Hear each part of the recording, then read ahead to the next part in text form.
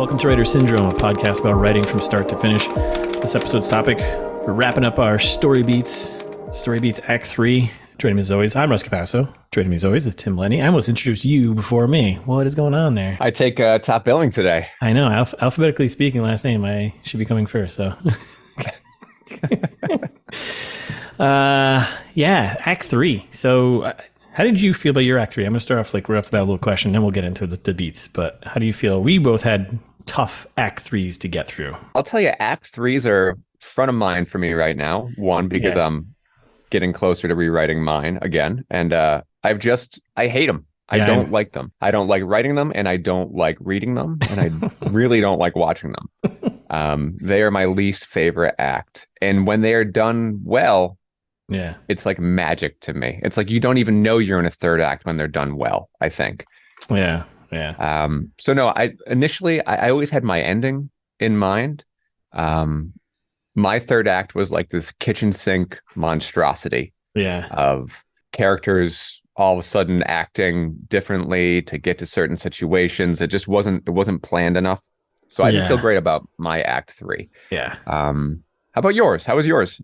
You had some problems, didn't you? Yeah, I had total problems with that. I think we say this a lot before you get into it, making sure you know where you're going to end up at the very least. My Act 3 was, I had no idea. And why you're going to end up there. And why exactly. It makes sense for the character. Yeah, 100%. And I definitely didn't have my Act 3 like secured. So I had some ideas of what it was going to be. I didn't know how far to go with it, without giving any spoilers away. So it was kind of a mess the first two drafts. I think once I did this, the Story Beats kind of exercise, I kind of had a little more direction. And I at least knew where the character, oddly, it was like, I knew where the plot was going to go. I had no idea where the characters were going to end. And then I had a problem of like, well, actually, how is the plot going to go? And then I knew exactly where the characters should be. Kind of this weird separation of the two things. And, but yeah, it was kind of a mess to start, but I feel pretty good about it now.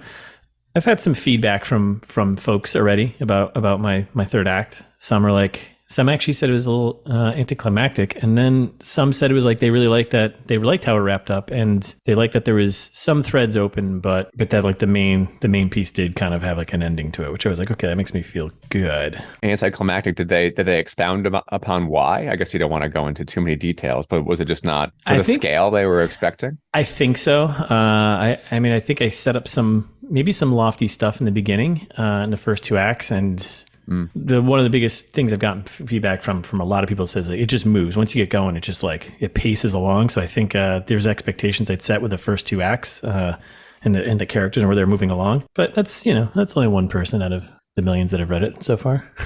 The millions who have read it and haven't given me feedback.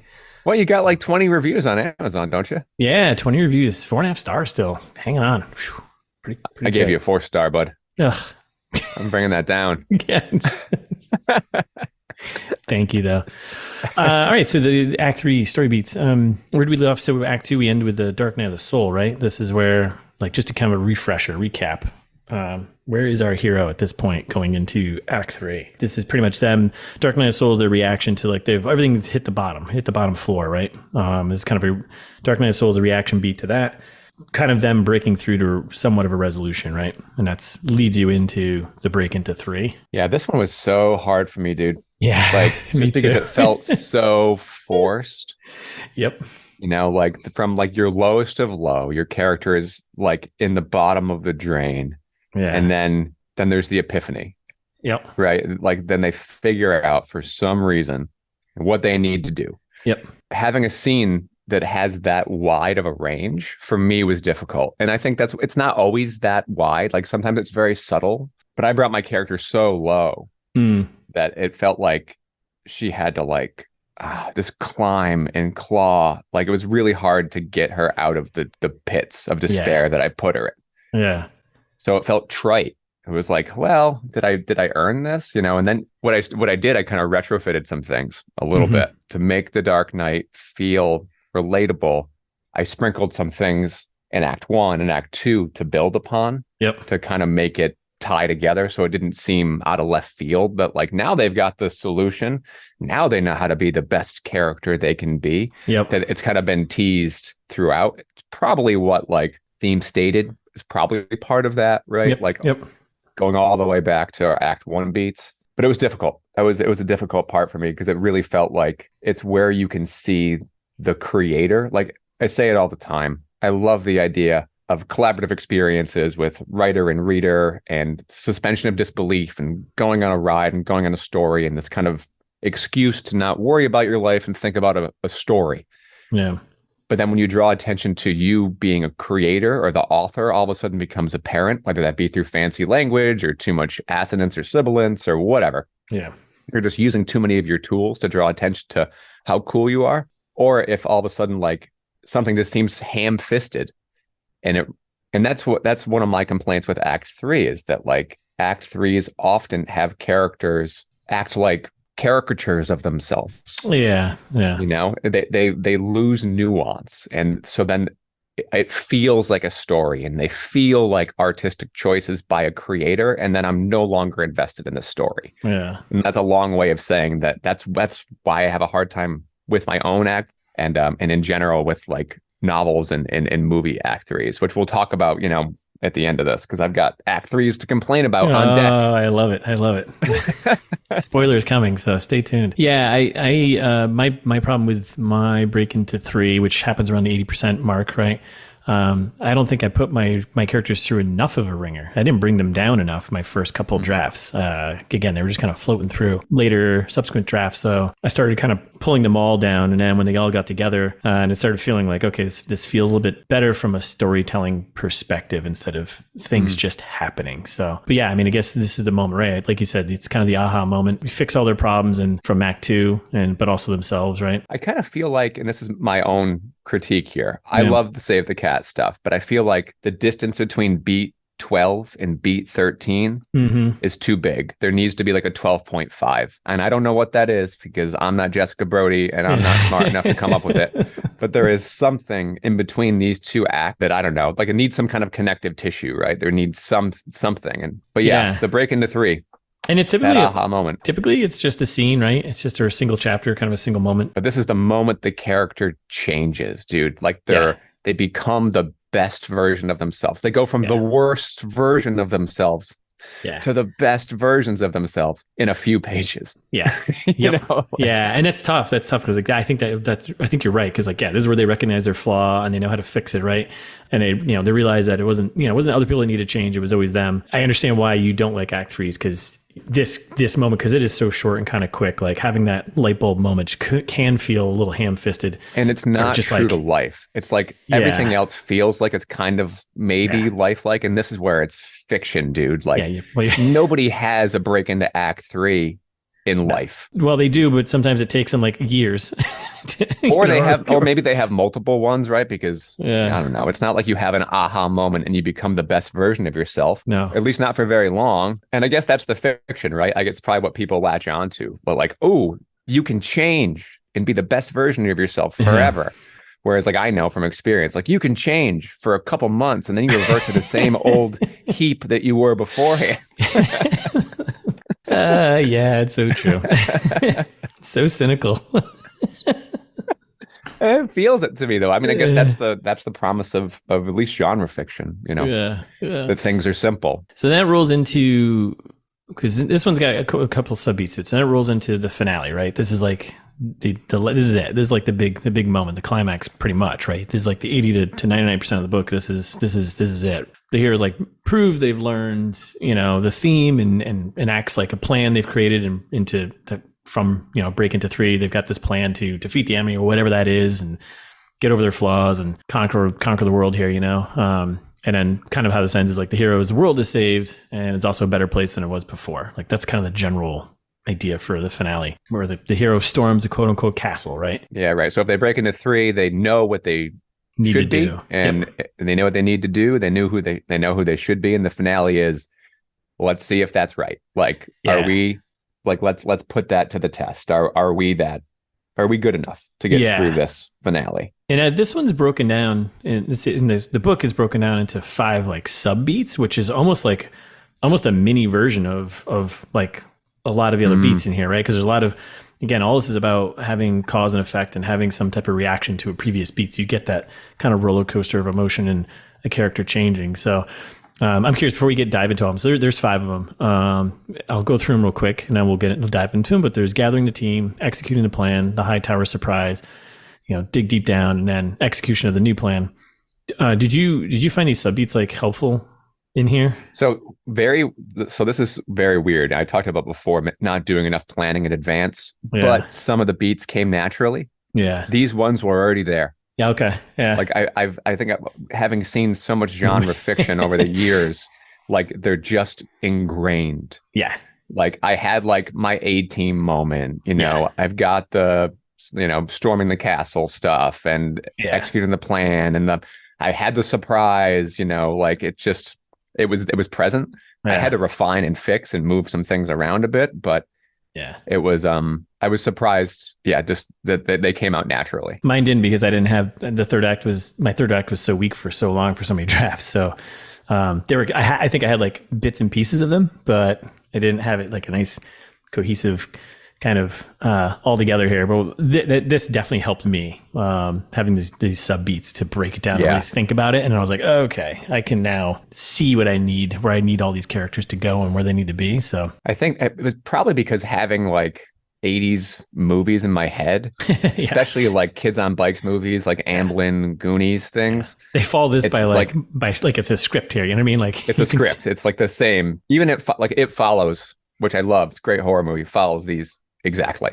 Yeah. Like these beats are. And in prep, when I thought this was going to be a screenplay, I read through Nightmare on Elm Street, which does this. I read through It Follows. It does this. So it was just part of the DNA of this from the beginning. So diving into each one of them. So the first one is gathering the team, right? So they've got this plan. They're going to storm the castle, right? Gathering team is, pretty much as it sounds, right? You're gathering your allies, you're gathering your friends, or you're making amends with characters that you've lost, like maybe in Act 2, right? Yeah. To have them help you. That was a big one for me, because during the All Is Lost and the Dark Night of the Soul, nobody wants to be around my character. Yeah. Like amends need to happen. Like they are the worst version of me. And bonds of friendship are broken, or at least challenged significantly during that time period. So, and it's a great spot where the team, and that's a great spot where they can learn the theme, right? Like that's the moment where if they have to amend something with another character, that's them literally calling out the flaw that they've had and fixing that. So, totally.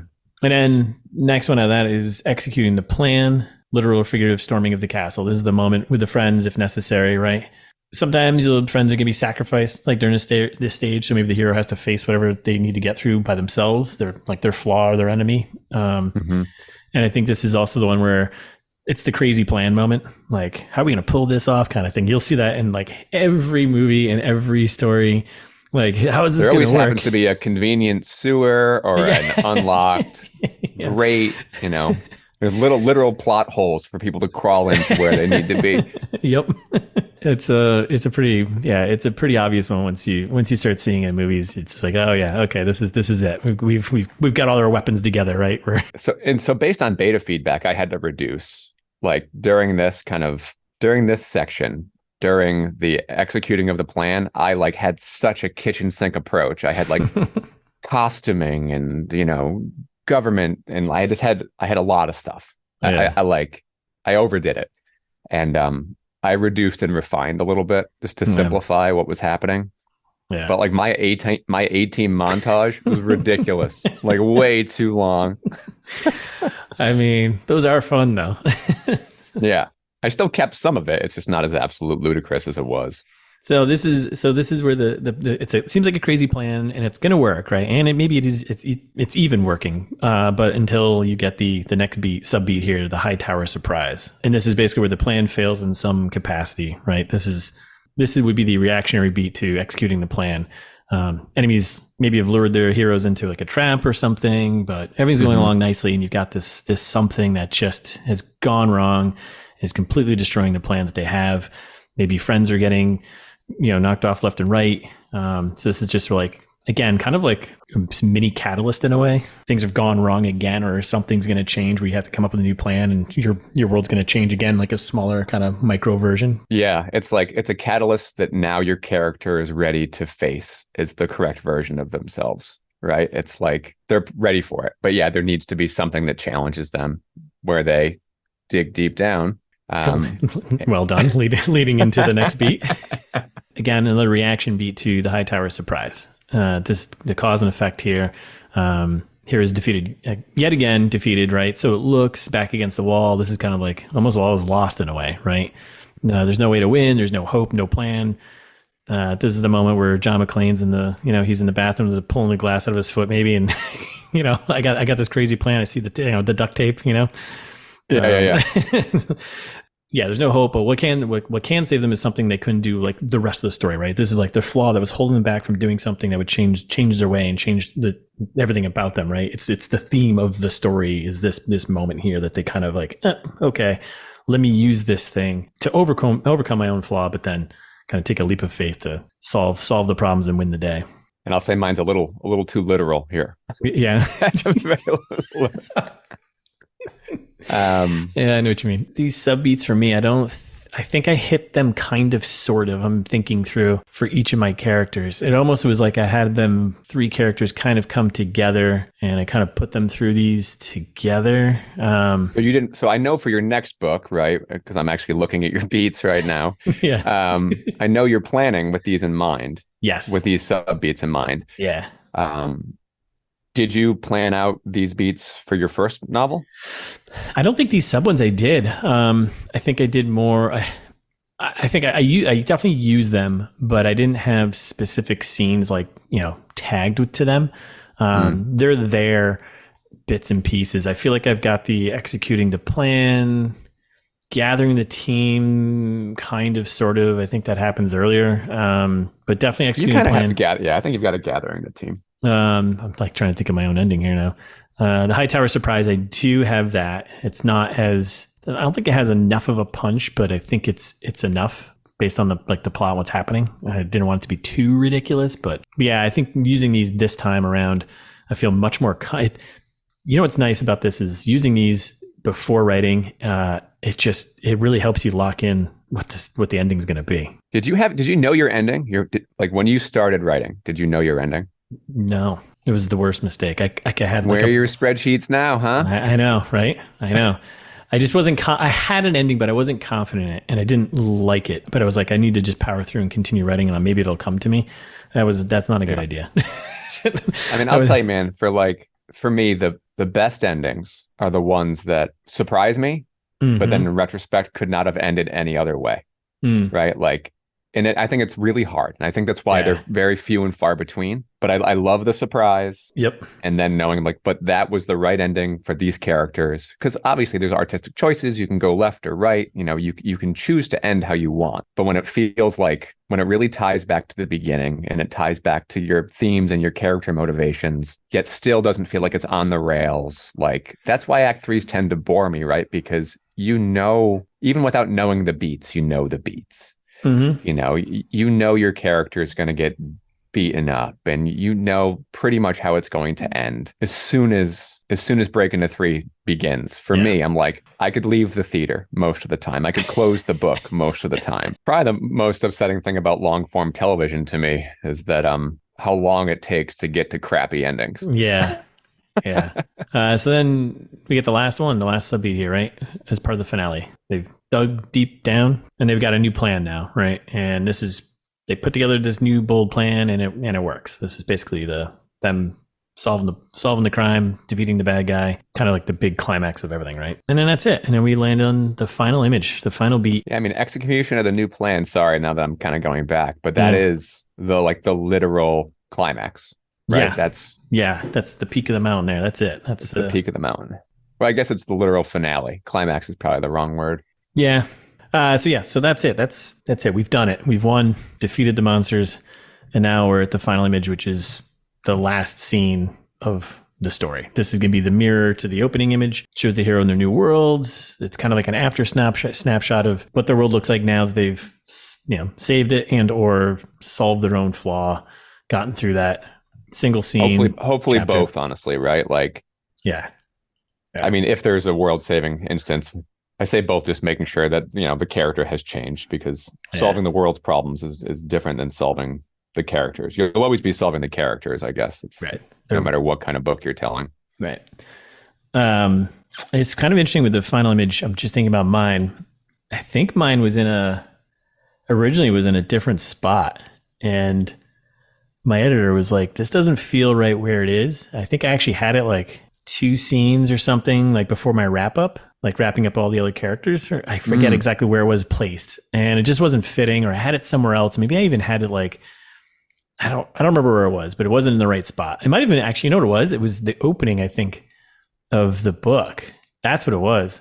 My original, like, quote unquote final image was like, I had it, and like I really loved the scene that I wrote, and I had it in the very beginning, and it just didn't fit. It didn't fit right at all. And my editor was like, yeah, this doesn't need to get into the action. This needs to go somewhere else. And I was like, I think I know where. And it fits perfectly as the last scene of the book. And it's like, oh, interesting. This is my final image. This is the opposite of my opening image of my main character. And it's like, oh, this is perfect. Poetry. Yeah. And I put it there and like kind of rewrote it a little bit and tightened it up. And she was like, oh, this is perfect. It's kind of funny where that was the opening of the book and became actually the end of the book. So my final image is a little elongated. Yeah. Because I have it, in the story proper, it's there. And then I stretch it a little bit into an epilogue, just a smidge, which teases more stories to tell. And whether that's the reader telling them to themselves, imagining the world or a direction I may go in the future. So that's it. That's all of the beats. We did them. 3 podcast episodes, 3 acts, deep dive, 15 beats. I feel changed for the better. If you are fascinated by these beats and all these episodes, definitely pick up the Save the Cat Writes a Novel if you're working on a novel or writes a screenplay. Like, I think we're both big fans of it, so highly recommend. Huge fan. To get, if you're looking for a little bit of structure that doesn't feel too intimidating, but gives you a little more deep dive than some of the other ones are just like, have an act 1, have an act 2, have an act 3. It just demystifies everything, right? Like it gives you the recipe for a book. And then, you can experiment on, or you can iterate upon a little bit, but it's just such a nice outline template, But be forewarned, if you're not planning on writing anything, but you read this book, just be ready that every movie you watch, TV show you watch, may be ruined or more interesting. It depends on how you look at it, but I find it fascinating when I start picking out the beats while I'm watching something, like, oh, that's what this is. And I love it when I don't notice them when I'm watching or reading, and then I pick them up afterwards. Yeah, I try my best to shut my brain off the first time I'm watching something, and if I really like it, then I'll rewatch it and like start thinking of like, how does it break out into these beats? But yeah, it definitely will. Then it'll hit you in the face with like a really rainy All Is Lost and Dark Night of the Soul. You're like, oh, damn it. It's raining. I know where we are. It's raining. Everything must be lost. So that's it. What have you been watching or reading? Whew, let's see. And how bad were all their third acts? Reading. I am actually just finishing up. I started reading this forever ago and I put it to the side. The Deep by Nick Cutter. Which I kind of faded on because it's fine. It's not bad at all. He's a talented writer. It just wasn't what I was expecting after The Troop. So I've gone back to that. It's just kind of like a light, easy read. Still reading Lord of the Rings to the kids. We're into Two Towers. And I just finished watching Silo, which is based on a book series. Yep, based on Wool. Which is a self-published author initially, and it was a short story. Success I think it was like a novella size almost, or it was short, the first book, and then he expanded he expanded it out into a much larger world. So I can't speak to the novel. I haven't read it. I mean, and kudos to that author for living the dream and getting his stuff out there. I can speak to the Apple TV show and say it was disappointing. Hey, can't please everyone. Yeah, I'm one of those people. It was like, talk about like seeing how the sausage is made and writing yourself into corners and just having characters act ridiculous to get out of situations, or building a certain world in which it's so almost authoritarian and then ignoring the control aspect. So a lot of convenient plot choices. Okay. And a lot of heavy-handed character motivations and a lot of unbelievable character transformations. And it was just like, through almost every episode, I was like, what's happening? And I kept waiting because it's a mystery box show. It's like Lost, it's like a Lindelof jam or a J.J. Abrams joint where it's like built around a mystery. So it's like, what's going to happen at the end? What's the reveal? Because there's going to be a reveal. Is it the one that's telegraphed? Is it something different? So I stuck through it because of the reveal. And I was so upset that I just went to Wikipedia I and know read you the were rest upset. of the book summaries. I was like, I'm just going to read all the book summaries so I don't have to waste any more time. It's funny. I can tell when you're upset with like a movie or a show or a book when you text me, and you'll give me like a 3 or 4 texts in a row, just like just anger, and then you'll give, because I can tell when you're really angry when you then apologize because sorry, just see it. Go ahead and just still see it. Well, I didn't want to ruin it for you, Yeah, right? I know. But I was like, It just I can tell like because sometimes you'll be like I don't like this and you just give me one text, but if it's like 3 or 4 in a row and then an apology, I'm like oh he's not happy with how this ended. because I was a critic. I reviewed movies and books and music when I was a kid, like when I was in my 20s, and there is something empowering and rather naive about being a critic and defining yourself by not liking stuff. And as I've gotten older, I don't want to. Like I want to define myself by the things that I enjoy, and I want to surround myself with people I enjoy and art that I enjoy. And if things I don't, I'm just going to be like, I want to be like, I'm glad that you made art and it's out there, and it wasn't for me. Yeah. But I'm not perfect. And sometimes it's frustrating. Sometimes it's frustrating. Yeah. And I can't speak to the book.